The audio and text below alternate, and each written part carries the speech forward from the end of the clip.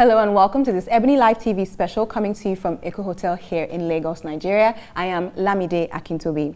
Now we're bringing you this EbonyLife TV special because as we draw closer to Nigeria's presidential elections, it is important to ask questions and engage with our potential leaders. I'm being joined by my colleagues Tosin Odunfa, Bolanle Olukanni, Cynthia Kamalu and Zainab Balogun. We also have a very special guest with us today as we ask about Nigeria's future, and that is the All Progressive Congress APC candidate for President of Nigeria, General Muhammadu Buhari. Good evening and welcome. Thank you so much for joining us today. Thank you very much. Okay. Now, we have a series of questions to ask you, and we're looking forward to hearing what you have to say to Nigeria's youth, who are a big demographic for EbonyLife TV and, of course, Africa and, of course, Nigeria, more importantly. Now, our first question is going to be asked about the economy, and Bolanle is going to take that question. Hello, sir. Thank you again so much for joining us. In the recent weeks, Nigeria has had a huge blow to our economy. We've had oil prices drop 50%, and oil makes up 70% of our revenue. So I think as a young person, and I think as a Nigerian in general, we're all wondering what's going to happen to our economy. If you were to win the election, what plans do you have to diversify the economy? Well, I think immediately we have to go into agriculture and development of salt minerals. This is because we have the land, we have the people, able-bodied that are unemployed. Other things like education, healthcare will have to take time because infrastructure has to be put in place, and that will take time and take more resources. Certainly, agriculture and mining too will take resources, but these are things that can immediately be realizable and stop wastage. If you can stop the corruption, a lot of resources will be made available, to go into the infrastructure and build the economy. Reviving the industries so that people can get jobs, they can get goods and services. Besides that, again, you have to work very hard to make sure that industries like textiles that encourage farming, which we used to produce cotton and export it after satisfying the home market for textiles industries. So I think there are so many things to be done. Just because we have got the petroleum and the gas providing apparently up to 90% of the foreign exchange. It may be 70% of GDP, but up to 90% of the foreign exchange used to come from petroleum resources.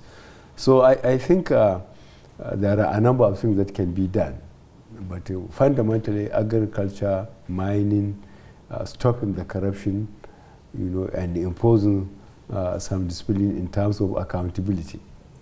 All right, well, now we have a question from Cynthia, which is about women. I think you're outnumbered on this table, so she's got a question about women in politics for you. Go ahead. Yes, that's right. Please, General, in line with gender and development, let's talk about the marginalization, so to speak, of women who seek to earn political, roles in political parties.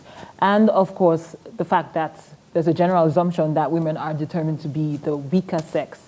What do you plan to do? How do you plan to lend a voice to women to contribute their quota towards greater development of Nigeria? I think all Nigerians are given the opportunity to serve, depending on their capacity in terms of their education and experience and so on. I think the culture of marginalizing any gender, I think shouldn't arise. Okay. All right. Short and sweet. Now we have a question about the civil service, and that's going to come from Tosin over here.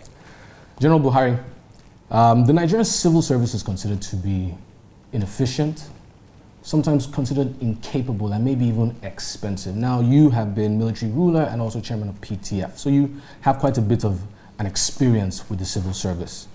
What exactly beyond corruption are the problems of the Nigerian civil service? I think, to be fair to former colonial masters, I think they trained a credible civil service that was trained to be apolitical. They look at things dispassionately in terms of patriotism. What is good for the country, they do it, because no matter which type of governments came in, their positions are secure. One that is abused for whatever reason, whether political or other social ills, tribalism or religious thing, is what steadily weakens the civil service. And the security in it has been removed by terminating their career in a very unorthodox manner.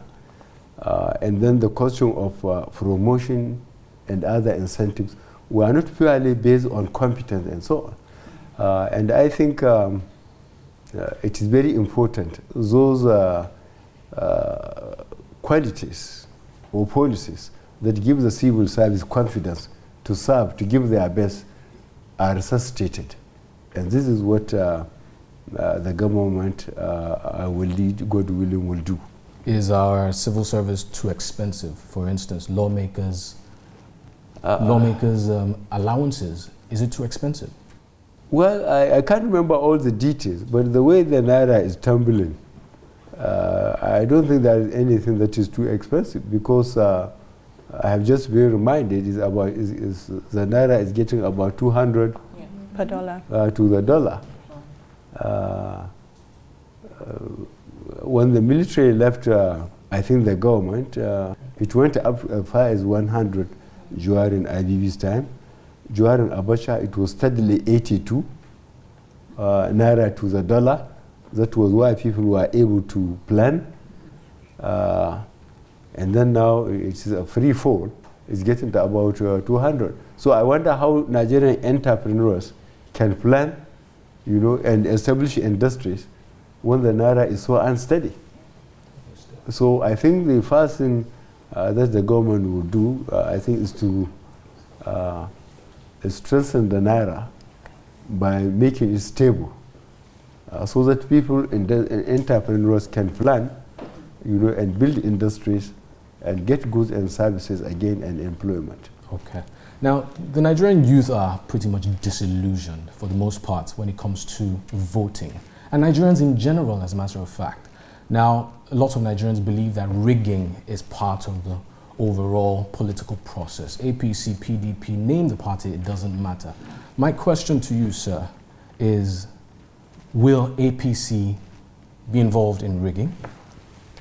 And should the youth consider it their duty to vote during this current election? Yes, I think the youth should appreciate that whatever elderly people like me do, and say, let us say from 60 upwards, is trying to improve the security and the economy of the country on their behalf. They have 30 to 40 more years to go. So in fact, they are the biggest stakeholders in stabilizing the country, both security-wise and economic-wise. The way to do it, they must participate in terms of making sure they vote and then their vote count. If they take election for granted and allow incompetent legislators or corrupt governors to survive, then they are hurting themselves more than any group in the country. Sure, but on rigging? Yeah, this goes with the rigging as well. Because, for example, the APC, when it's doing its registration, ensure that they register at least 100 members in every polling unit.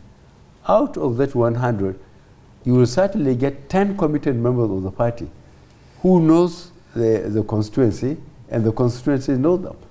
So if there is any rigging, it may take place between the polling unit, to the coalition center. So the party has to arrange successive protection of voters' cards from polling unit to coalition centers to local governments to the states and up to Abuja. Thank you very much, sir.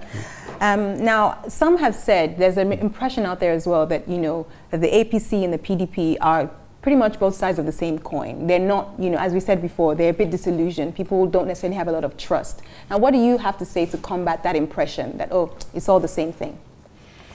Well, what I will say is to ask Nigerians to give us the chance. They have seen what the PDP have done to the country from 1999 to date. Let them give APC the chance from the 14th of next month and see what we will do. But we assure them that they will be much more disciplined, much more accountable, and will bring security to the country. Okay, great. All right. Well, on that note, we're going to take a quick break. When we come back, we've still got more questions for the General. Please stay tuned.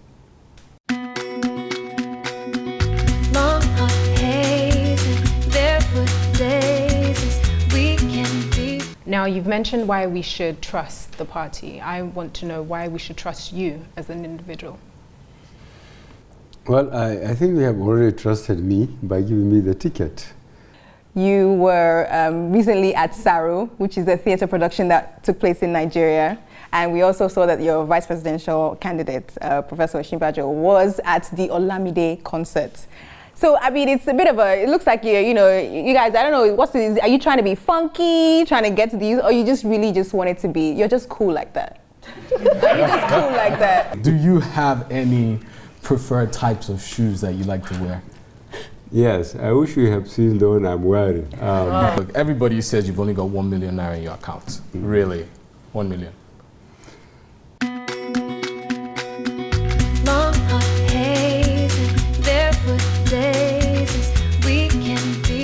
Welcome back. You're still here with us on this EbonyLife TV special coming to you from Eco Hotel here in Lagos.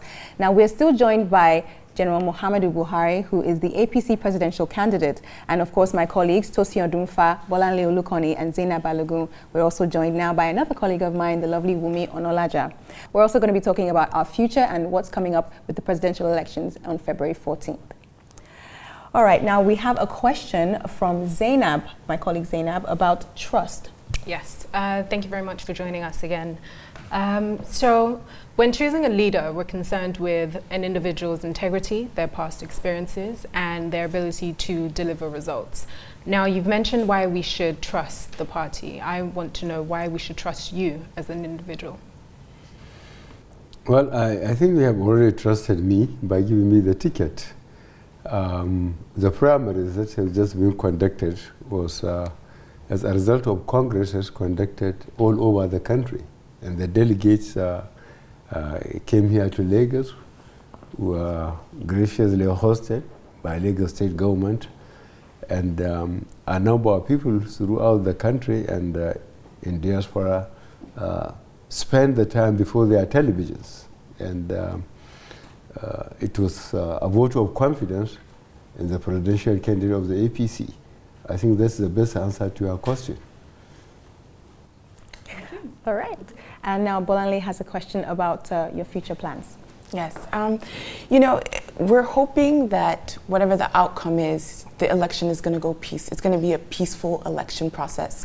But I'm curious to find out how you can encourage the Nigerian people if, for say, you weren't to win, to prevent violence from erupting as what happened in 2011. Well, we have already been working, firstly, to make sure all those that reach the age of 18 and above get their PVC, permanent voters card. Yeah. And to make sure that on the days of the election, no matter the provocation or no matter how the weather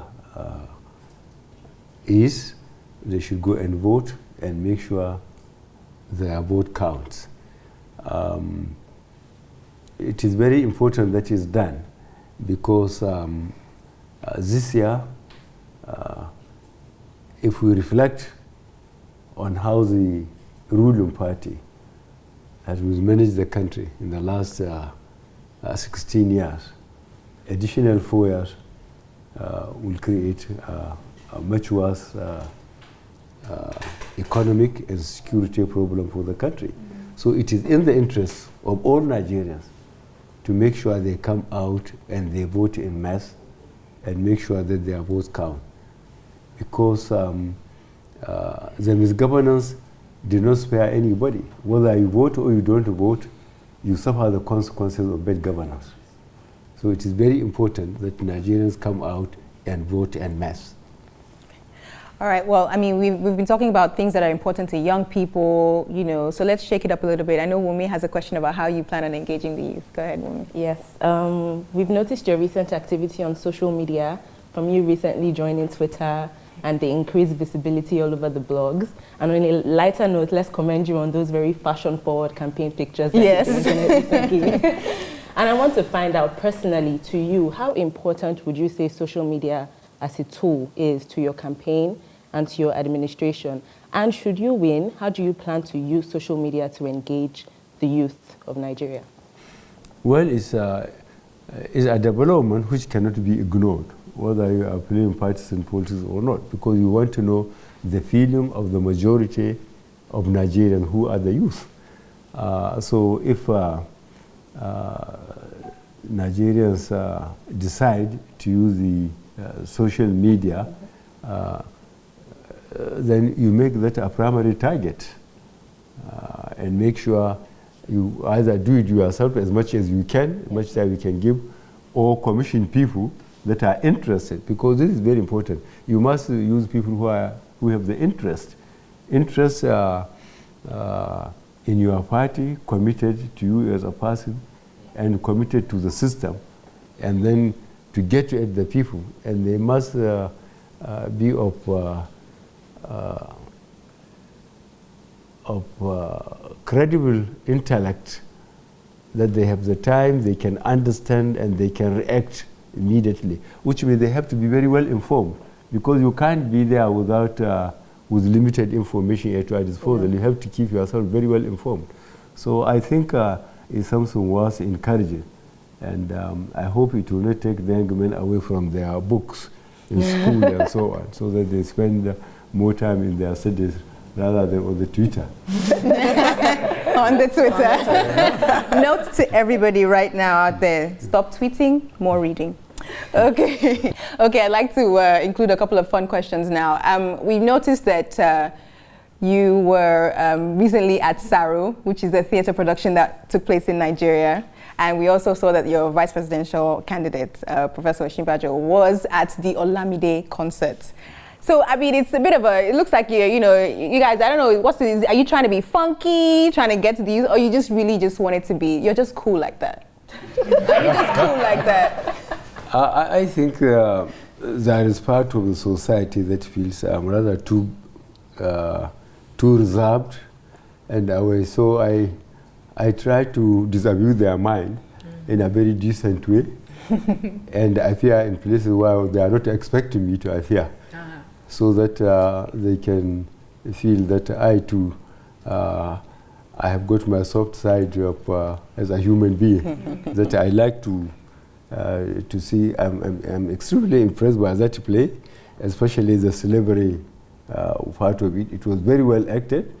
There's a lot of professionalism and fitness on the part of the actor. Oh, that dancing? Yes, I think very few people can do that and report to work the following day.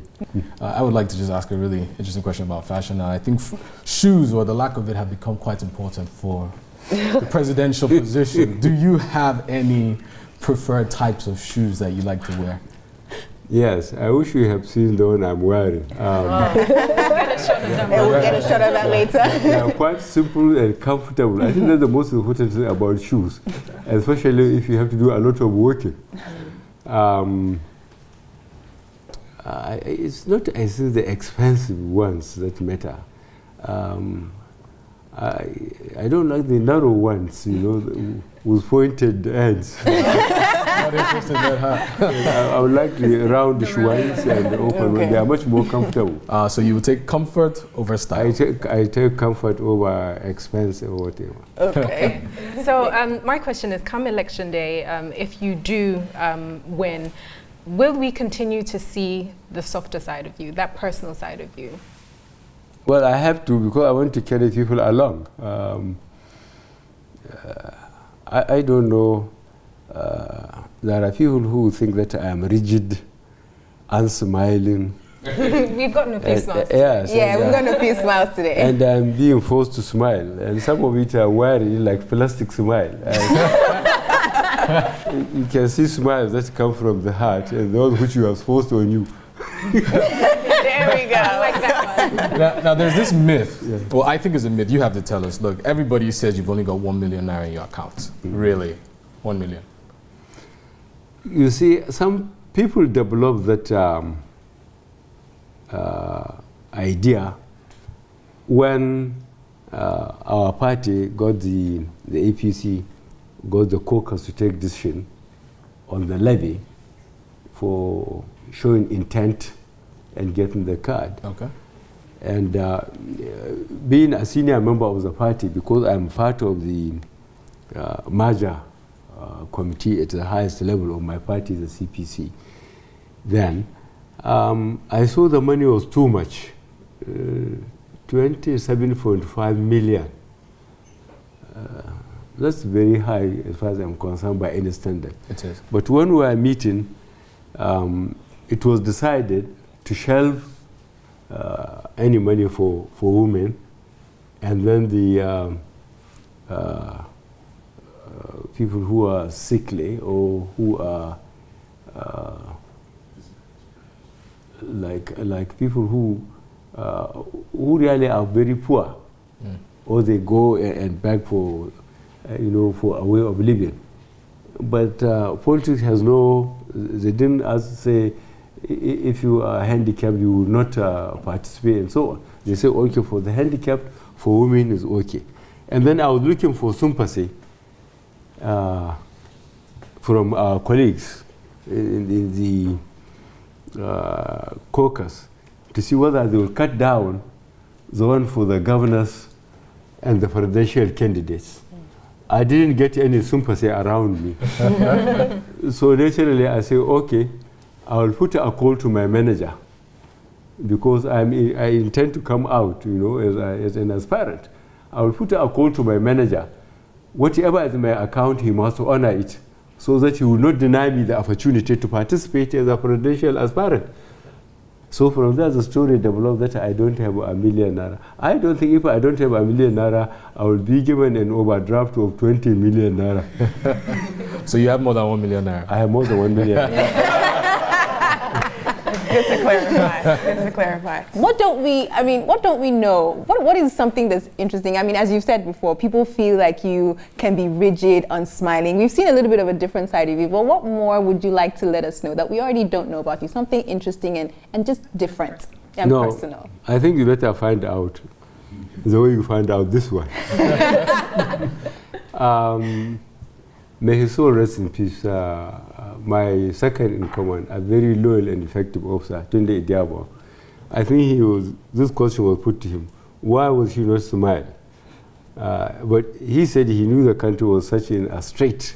He said there was nothing to smile about. And I think up to that time, we were put in detention, both me and him. I don't think anybody has seen him smiling outside. I think somehow I cultivated that, and when I changed course, get into partisan politics, then I found out I have to change my habits and start to learn how to smile, especially in public. On that same note, with about your Vice President Idiabo, you were noted to be a pretty good team, and in fact, he was definitely noted to be a brilliant person. You made quite a few economic policies and all whatnot, and let's just say that they were truncated pretty quickly. Where do you think we would be now if your policies were allowed to continue at that time? Well, I think those that have experience and can interpret economic development would have been very far. I have just mentioned, I think, to some of your colleagues that when we came in, nobody knew how much Nigeria was owing. But when the military handed over under Obi-Uchendu, a government I had the honor to serve as Minister of Petroleum under General Obi-Uchendu, we left a healthy, economic, and physically safe country to the Second Republic. But by the time the military came back, 4 years, 3 months after, nobody knew how much debt Nigeria incurred after spending whatever savings the military passed over to them. But when we came back, we refused to devalue the Naira. We refused to remove subsidy on petroleum and flour. We made an undertaking to service debt, both medium and long term, for the time we were there, and we were doing it. And we encouraged agriculture. And we refused to take any more debt. And we devised counter trade, where we get essential commodities, machinery, name it. We go to international market. How much does a barrel of crude of Nigeria, the type, cost in the world market? How much your machines cost? So we give oil, we get those. And the national supply company then, that was handling the commodity aspect, because we were even short of food. Yeah. Rice, cooking oil, sugar. They made a profit of more than 11 million naira of that time. Within the 18 months, that system was in effect. Now the naira is pretty much now in a free fall. Okay, well, I think we've learned a lot about you and things that you would like to do, and we've just kind of gotten to see a different side. Now, just before we wrap up, we'd like to ask you, what are your final words? Since we're talking to the young people now, what's your final message to them? What would you like to say to them as we get closer to the presidential elections? I would like them to believe that we are accompanying them. They have 30 or 40 years to go. It's better they get straight and serious about this country. Let them participate in the coming election. Let them make sure that the election is violence-free and that people vote and they made sure their vote count. It's more of their interest than older people like us. Thank you very much. Thank you, sir.